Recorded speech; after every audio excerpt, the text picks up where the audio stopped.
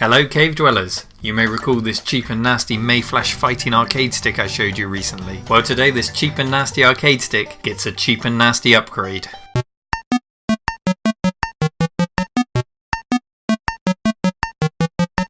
If you haven't already seen the review, check the description of the video now and you'll see just why this joystick is so nasty. Cheap buttons with no micro switches and a joystick with a huge dead zone make for a joystick that's really only good for the bin.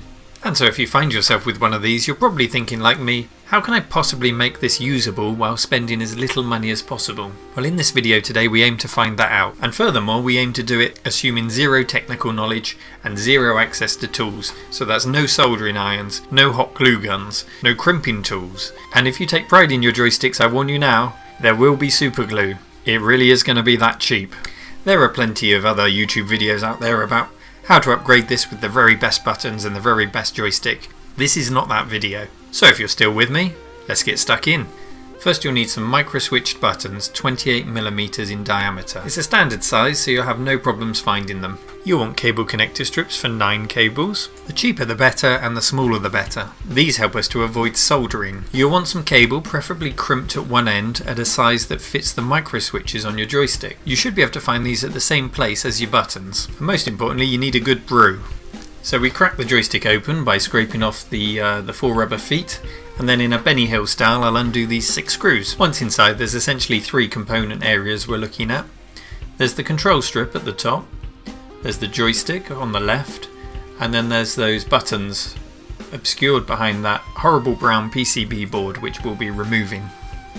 To avoid any soldering we'll be reusing this ribbon cable which will carry the signal from your button micro switches into the controller board. Next up we'll take a few more screws out here to gain access to the buttons. I was so careful last time I opened it I forgot to put 2 back in, but you should have 4 on the PCB board to remove. Okay, so we're going to want to remove this PCB board but reuse the ribbon cable here. You can see where it solders into the board. Taking your scissors then, we want to cut the ribbon nice and close to the board so we get as much ribbon to work with as possible. And then that board can go straight in the bin where it belongs. Now we want to carefully break the ribbon out into 9 separate cables. You can start the cut off with a knife if you need to, but honestly these cables are so cheap you can just tear them with your fingers. 9 cables need 9 cable strips, so go ahead and snip them down if you have too many on your block. And then we'll just loosen up the blocks ready to insert the cables into.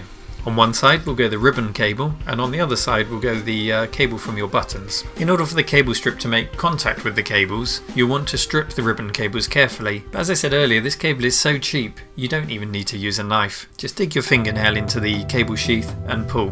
And when they're all stripped, you have 9 cables to go into 9 holes in your terminal strip. If you're wondering why we have 9 cables for 8 buttons, we'll come on to that, but one of them is the earth or ground cable.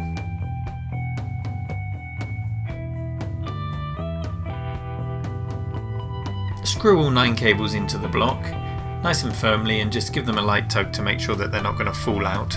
And with them screwed in, we'll just take a look at the controller board here. The first 8 cables on the ribbon represent the 8 joystick buttons, and then the tracer on the 9th cable, as you can see, travels across the board to the joystick. This is because the micro switches on the joystick also need a ground cable, and so that's how we can identify that this one is the ground nice and easily. Our next job is to get rid of those horrible plastic plunger-like buttons. They pop out easily using a flathead screwdriver. Just give them a push to start them off and then poke the clip in with your screwdriver on the side. While the holes are exactly 28mm in diameter, there's a little lip on them. We'll need to remove that to push our buttons in, but the plastic on this thing is so thin it's really easy to just cut them off. Which is what we'll do. And no, I shouldn't have to tell you to cut away from yourself and don't slice your fingers off. Perfection is not the key here.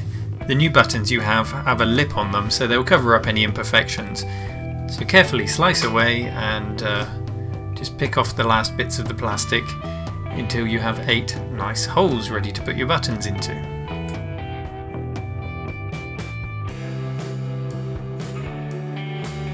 Okay, the final step then is to wire these buttons into the control unit through your cable strip, and we should soon have a joystick with 8 much nicer working buttons. Each button should come with a nut which you now need to screw on, and this will secure it into place. If we were being professional about this, we would use an arcade nut screw to get these nice and tight against the control panel, but in this case finger tight is just fine, and I haven't found them come loose since hacking this thing together.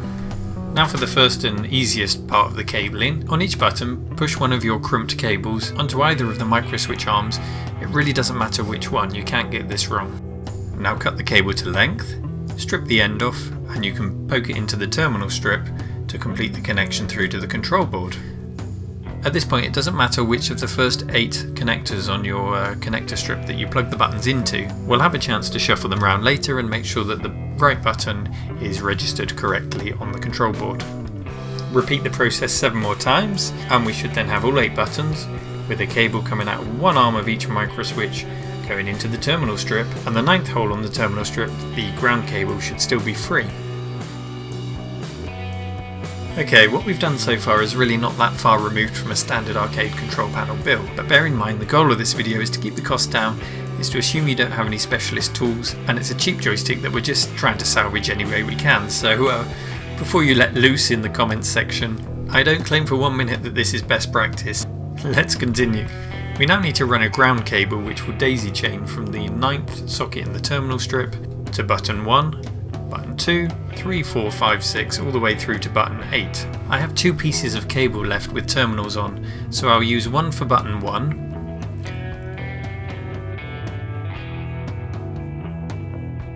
I'll push a stripped cable into that connector, and then I'll connect that to button 2. Then I repeat the process. Join another cable to the one at button 2, connect it to button 3, until eventually the second arm on each micro switch on each button is daisy chained together and the ground circuit travels through each button. Using the last offcut of cable I have with a crimped connector on, I'll connect that up to button 8. Ordinarily we'd use a crimping tool to put a connector on the end of each cable and make it nice and neat, but we don't have the luxury of that. So what we're doing is poking the cable through a small hole in each arm, twisting it round to make a connection, and then here's the really hacky bit. I'm plopping a blob of Yeehaw power glue, or any super glue that you've got to hand. The advantage of this one is that when it sets it's almost like a latex, so it holds the cable onto the arm and insulates it from making connection with anything else. If you're using this method, just try not to get the other cables stuck on the glue. I've used a few cable ties just to tidy it up, but not too much because we still need to be able to move the cables if we have to. It's just so that they sit nicely inside and we can put the lid on.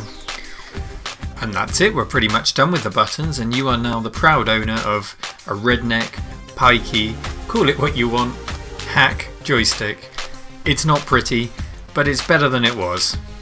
Now we just need to make sure the buttons are wired in the right way round, and the quickest way to do this is to plug it in, fire up the joystick utility on Windows and just press the buttons. Grab a pencil and just press the buttons one by one. If you press 1 and it registers button 7, write that down. If it's 2 and 6, write that down. And then it's as simple as just popping the cable off of each button and swapping them round until they register the right button number in the Windows utility. Screw it back together and you're ready to game. And I can tell you I could immediately feel the difference on this thing compared to how it was before. No longer does it feel like you're pushing eyeballs, because they're the real thing, micro-switched arcade buttons from an arcade button supplier. And I've said it before, but just to remind you, this is for somebody with no tools and no knowledge. I know it's not pretty. If you want to go one step better, then grab yourself a crimping tool, and then you can properly crimp the cable ends and there's no need for the glue. But without going to the expense of any additional tools, total cost so far, £7.69 plus postage. My goal is to fix the dead zone on the joystick for a total cost of less than £10 for the buttons and the joystick fix. Here's the joystick exploded out, and just as soon as I can find a way to do that, there'll be another video, and I promise there'll be no more glue. See you next time, cave dwellers.